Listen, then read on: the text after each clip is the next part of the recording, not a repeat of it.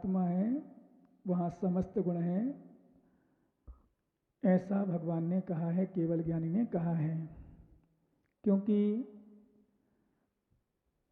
वास्तव में गुण तो आत्मा में ही होते हैं, हमारी आत्मा में, अंतरंग आत्मा में।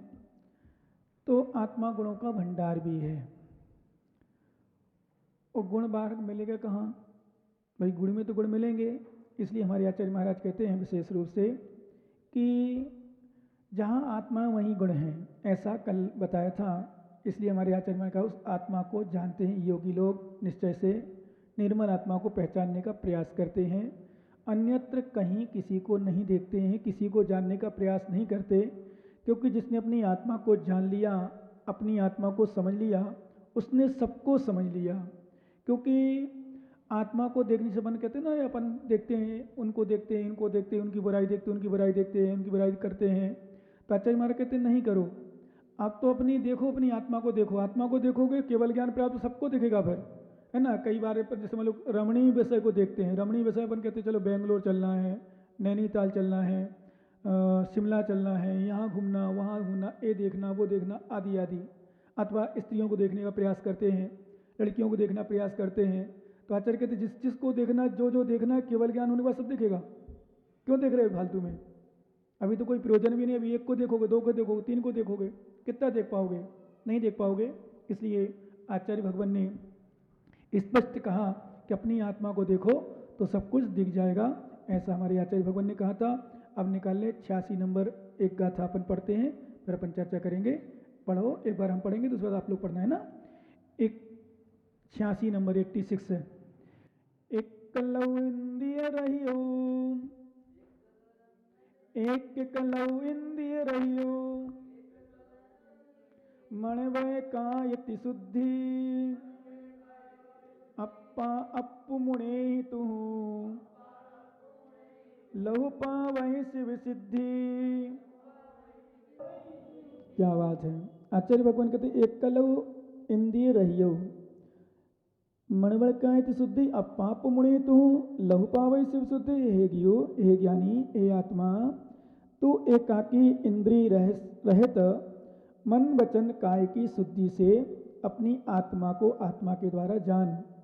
आत्मा को आत्मा के द्वारा जानोगे तो लहु पावई सिद्धि सुख, तो सिद्धि शिव, सिद्धि शिव, शिव शुद्ध होने शिव को प्रमुख सिद्धि को प्राप्त कर लोगे। कहने का अर्थ है हम अपनी आत्मा को जानेंगे। कैसे जानेंगे? इंद्रिय रहित। ये हमारी आत्मा इंद्रियों से, मन से रहित है। हमारी आत्मा मन वचन काय की शुद्धि से, अपनी मन वचन काय, क्योंकि जब तक ध्यान रखने की बात विशेष है, जब तक हमारा मन शुद्ध नहीं है, हमारा वचन शुद्ध नहीं है, काय शुद्ध नहीं है, तो हम अपनी आत्मा को नहीं पहचान पाएंगे। आत्मा को जानने के लिए मन की शुद्धि बहुत अनिवार्य है। मन इस जीव का बहुत भटकता है और मन से व्यक्ति बहुत पाप करता है, बहुत पाप, कषाय भी बहुत कर लेता है, झूठ भी बोल लेता है, छल भी करता है, राग द्वेष भी करता है, इंद्रिय विषय भोगों का भी भोग कर लेता है मन से बहुत ज़्यादा।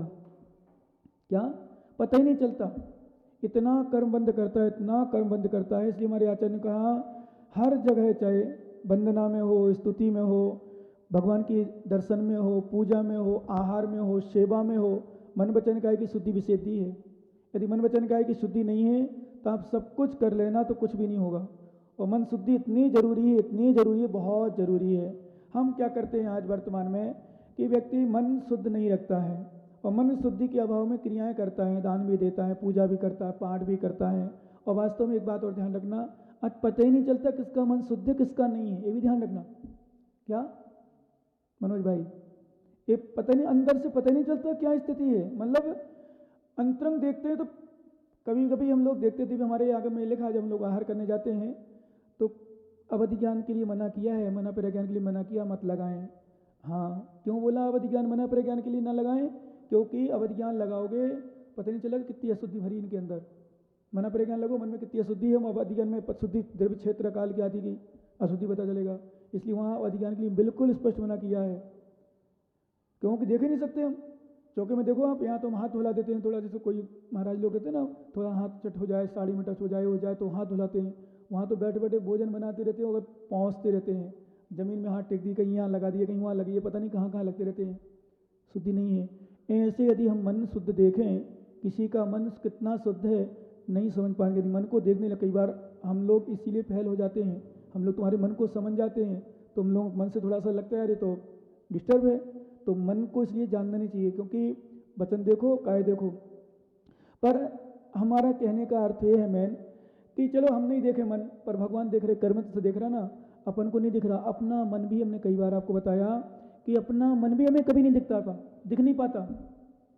क्या हमारा मन हमें समझ में नहीं आता हम क्या हैं, समझे क्या नहीं? तुम यहाँ बैठे हो, किस उद्देश्य से बैठे हो, कैसे बैठे हो, क्या कर रहे हो, क्या करना चाह रहे हो, कैसे भाव अपन किसी को देखते हैं, कैसे भाव जा रहे हैं, किस प्रकार भाव जा रहे हैं, अपन को भी पता नहीं चलता सूक्ष्मते से।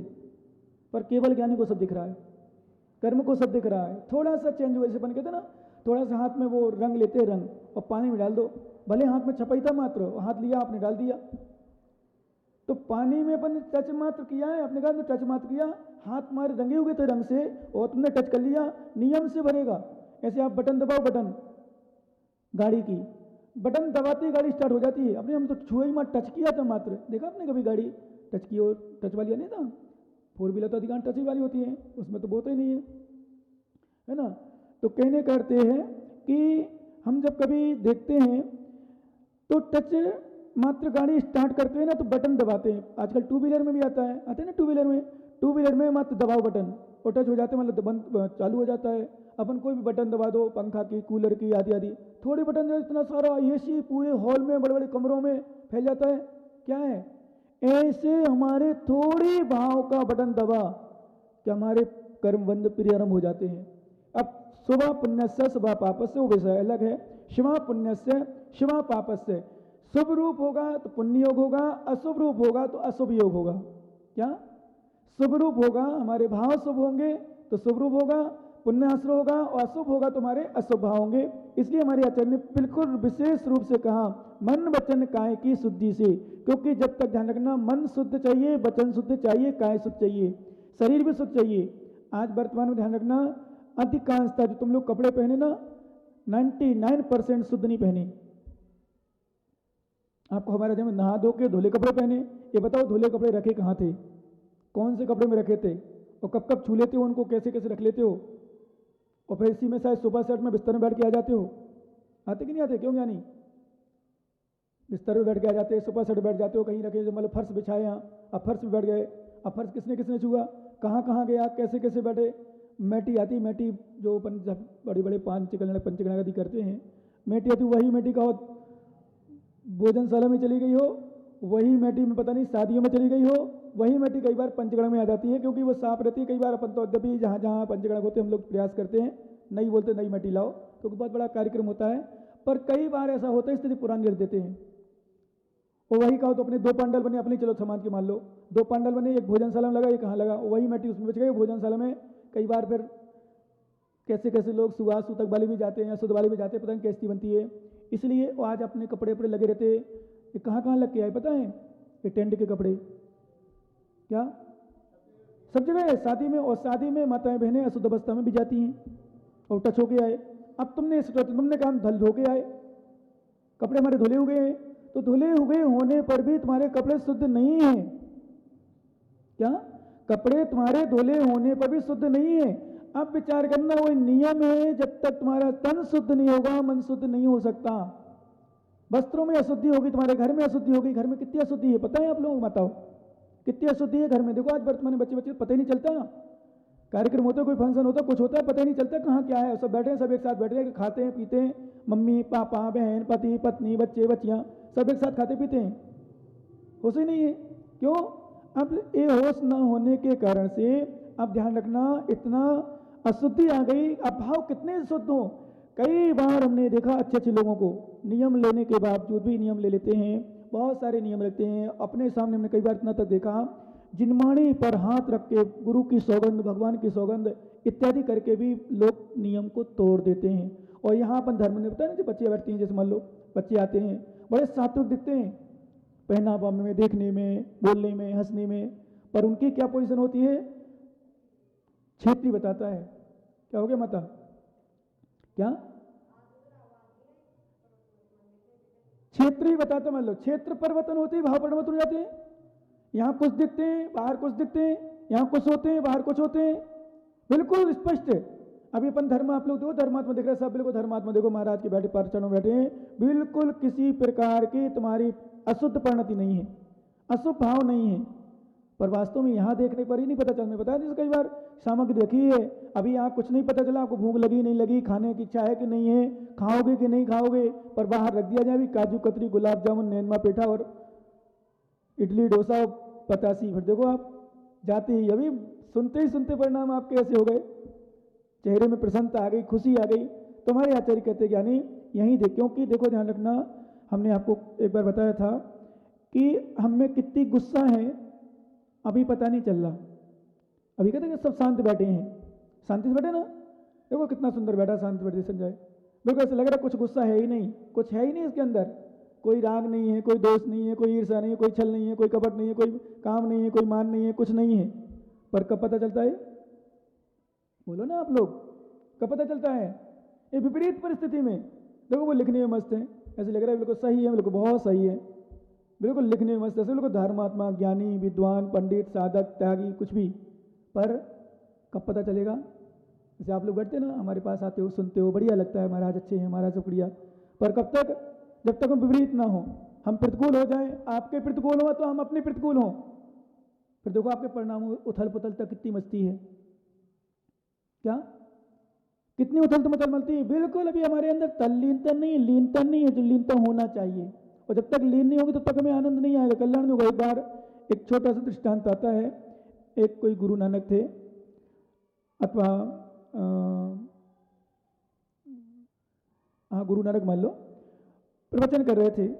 प्रवचन में भगवान की आराधना के शब्द बार बार राम राम राम के शब्द बोल रहे थे, बार बार ले जा रहे थे। तो एक विद्वान पंडित बैठा था उस सभा में, तो पंडित बोलता है क्या गुरु नानक जी आप बार बार बार बार देखो एक ही शब्द राम राम, अब कुछ असर ही नहीं पड़ा, कुछ नहीं हो रहा।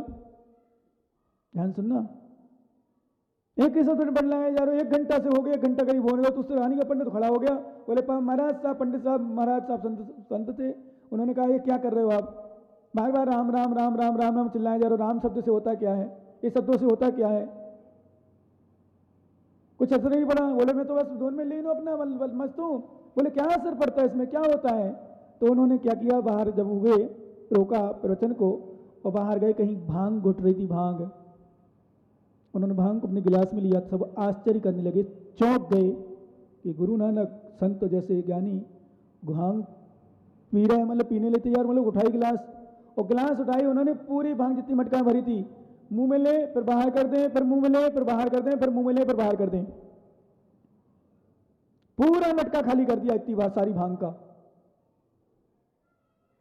फिर वो चिल्लाए, बोले बोले यार भांग का तो कोई असर नहीं पड़ रहा, कोई नशा ही नहीं आया। सुनना ध्यान से, क्या बोले, भांग का तो कोई असर ही नहीं है। तो मालूम लोग क्या बोले, बोले संत जी, गुरु नानक जी, आप भी क्या बात करते हो अज्ञानता की, मूर्खता की, आपने भांग पी कहां है, अंदर ले ही नहीं गए, भीतर ले ही नहीं गए, आप तो कुल्ला कर रहे, बाहर फेंक रहे। बोले बस मैं यही तो तुम्हें शिक्षा दे रहा हूं, यही तुम्हें शिक्षा दे रहा हूं, जैसे भांग के कुल्ला करने मात्र से, मुंह में ले जाने मात्र से नशा नहीं चढ़ता है, उसको अंदर ले जाना पड़ेगा। इसी तरह से राम का नाम बाहर मात्र सुनने मात्र से कुछ नहीं होगा, अंदर ले जाना पड़ेगा, तब तुम्हें नशा चढ़ेगा, तब तुम्हें पता चलेगा राम में कितनी शक्ति है, भगवान का नाम लेने में कितनी शक्ति है, उस समय पता चलेगा तुम्हें। कब पता चलेगा? जब भगवान का नाम अंदर जाएगा, बाहर से कुछ नहीं होगा। गुरु का नाम जब अंदर जाएगा, जिनमानी तुम्हारी अंदर जाएगी। अब हम सुनते हैं, वास्तव में लगता जरूर है कि आप सुन रहे हो, पर अंदर नहीं जा पाती। अंदर जाती तो स्थिति नहीं बनती, क्या अंदर नहीं जा रही, पक्का है ऐसी स्थिति नहीं बनती। यदि अंदर हम जाते हैं ना तो इतनी स्थिति बनती ही नहीं है नियम से। परिणामों में अंतर, हमारी अशुद्धि, हमारे राग दोष, हमारी कषाय, हमारे काम विकार, और यहां से बाहर जाते ही, अभी देखो मनोज बिल्कुल तैयार बैठा है ज्ञानी, बोले महाराज छोड़े जल्दी तो हम दुकान में पहुंचे, और फिर नहीं भी छोड़ेगा पहुंच जाए, कोई भरोसा नहीं है। अभी क्या जितना मिल गया उतनी में चलो संतुष्ट हैं, संतुष्टि है, पर विश्वास करो ज्ञानी, ध्यान रखना इससे कुछ होने वाला नहीं है जब तक अंदर नहीं जाएगा। जैसे हमने कहा था कल शादी में गए लोग, सामरिया परिवार, दुकान व्यापार अच्छा सीजन चल रहा है, 2-2 3-4 घंटा तो बता रहे बिल्कुल फुर्सत नहीं मिलती, पर शादी के लिए फुर्सत है। शादी के लिए फुर्सत है, पूरा परिवार बच्चे से लेकर बूढ़े तक पूरा ताला लग के, दुकान का, घर का, मकान का, सब। अब मैं यहाँ चिंतन देता हूँ, लोगों को उपदेश देता हूँ, समझाता हूँ। अभी ये देखो, इसको फुर्सत नहीं, अभी कहो छोड़ के भाग जाओ, तो अभी पता नहीं बैठ गया, मन लग गया हो थोड़ा, चलो ठीक है बैठ जाओ, सुन लें थोड़ा सा। नहीं, तुम्हारी बात नहीं, पीछे वाली की बात कर रहा हूँ मैं। पर यदि ध्यान रखना, क्या नहीं, मैं इतने ही समझाता हूँ कि देखो जब हमारे घर में कोई शादी आती है, मैं हमारे पास मेडिकल वाले भी, पिंकू वगैरह, निवाई वगैरह से भी जुड़े, जयपुर से भी बहुत लगाते थे, आते हैं। अभी कोरोना काल में थोड़ा डिस्टर्ब चल रहा, पर बहुत सारे लोग सीकर से, दिल्ली से, बहुत सारे लोग आते हैं। तो विश्वास करो, एक मतलब मेडिकल थी उसकी जब पहले, तो मैंने कहा तू एक 2 दिन ऐसी मेडिकल छोड़ के आ जाता है तो कैसे आ जाता, समय निकाल लेता है, मेडिकल छोड़ के फिर नौकर कर्मचारी के भरोसे छोड़ना। उसने एक ही जवाब दिया, मुझे अच्छा लगा, सच भी है। बोले महाराज आप ही तो उपदेश देते हो पहले तो, कि जितना पुण्य में, जितना किस्मत उतना मिलना है, जितना हमारी किस्मत में उतना मिलना है। और दूसरी बात, हम अपनी ससुराल में हमारा कोई कार्यक्रम आता है, हमारा घर का कोई कार्यक्रम होता है, हम दुकान बंद करते कि नहीं, या तो नौकर भरोसे छोड़ते कि नहीं छोड़ते, बताओ। यदि तुम्हारे घर में काम आ जाए, तो किसी की डेथ हो जाए, कोई मृत्यु हो जाए, तो तिया की बैठक तो दुकान बंद रखते कि नहीं। हमारे घर में कोई शादी आ जाए, घर में क्या रिश्तेदारों में शादी आ जाए, कितना सीजन चलता है, फिर भी हम जाते हैं। तुम्हारे आचार्य कहते ज्ञानी, जितना हम ध्यान से, जितना मन लगा करके, दुकान व्यापार आदि को छोड़ करके घर गृहस्थी क्रियाएं कर लेते हैं, इतनी क्रियाएं, इतना मन लगाकर यदि हम अपन आत्मा के विषय में कर लें, धर्म कर लें, तो विश्वास करो हमारी आत्मा परमात्मा बनने में देर ना लगे। परमात्मा बन सकती है, पर हमारी इतनी शुद्धि नहीं हो पाती, हम कर ही नहीं पाते शुद्धि।